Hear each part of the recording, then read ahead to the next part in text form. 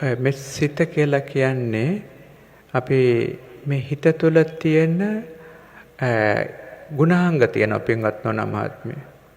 දැන් අපි හිතමු අපේ ශරීරයට අවශ්‍ය විටමින් කියලා කියන්නේ.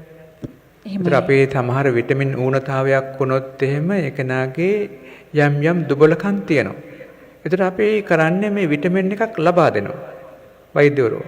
ඒතර මේ විටමින් එක ලැබුණාම එයාගේ දුබලකම නැති වෙලා බොහොම නිරෝගී කෙනෙක් වෙනවා. අන්න ඒ වගේ මේ හිත තුළ තියෙනවා ඇතුලේ ගුණාංග ටිකක්. මේවට කියනවා චෛතසික කියලා. එහෙමයි. හිත තුළ තියෙනවා චෛතසික 52ක්. ඒ 52 අතර හිත තුළ තිබිය යුතු ගුණාංගයක් තමයි නොගැටෙන ගතිය කියන එක. ඒකට කියනවා අදෝස කියලා.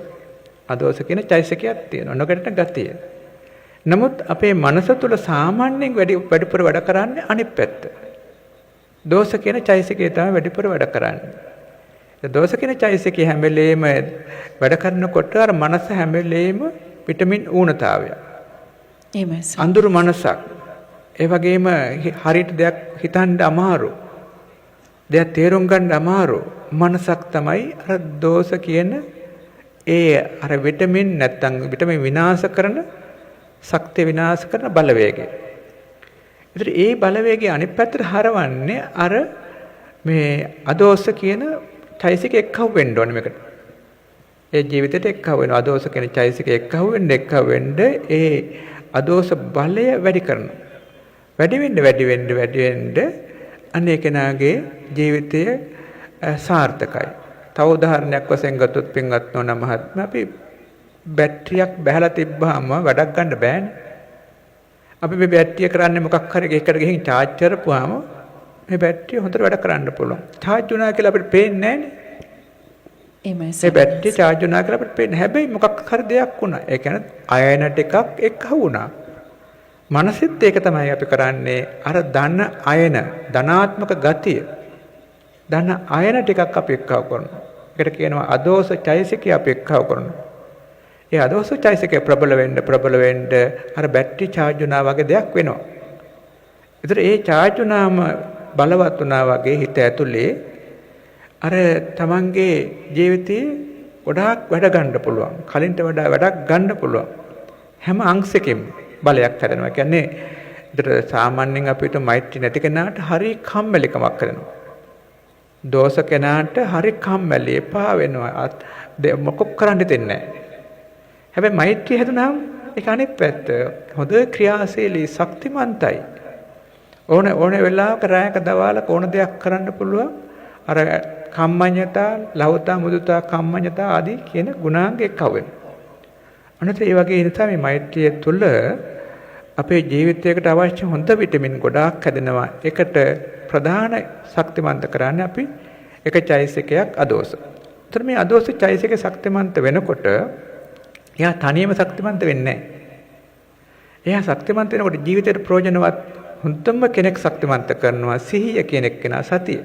එහෙමයි ස්වාමිනාස්. දැන් බලන්න අපි කියන්නේ මේ කෙනාට සතිය නැහැ කියලා. ඔය දැන් කෝපයක් ඇතෑරෙනවා. දරුවෙක් අතේ. අම්මලා කියන්නේ සිහිය නැහැ මේ දරුවට. ඒ වගේම අපි සමාජයේ ඕන තරම් වෙනවා. කෙනෙක් කල්පනා වෙන කල්පනාවකින් වාහනේ අප්ප ගන්නවා.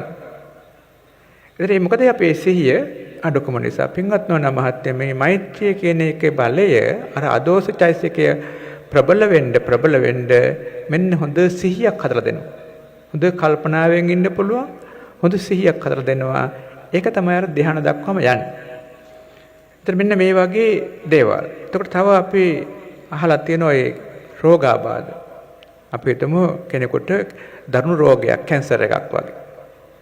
සමහර ඒවා රෝග තියෙන මේ කැන්සර් එක අවස්ථා කීපයක් තියෙනවා. කර්මය ප්‍රබලම ඒවා කර්මය ටිකක් අඩු ඒවා.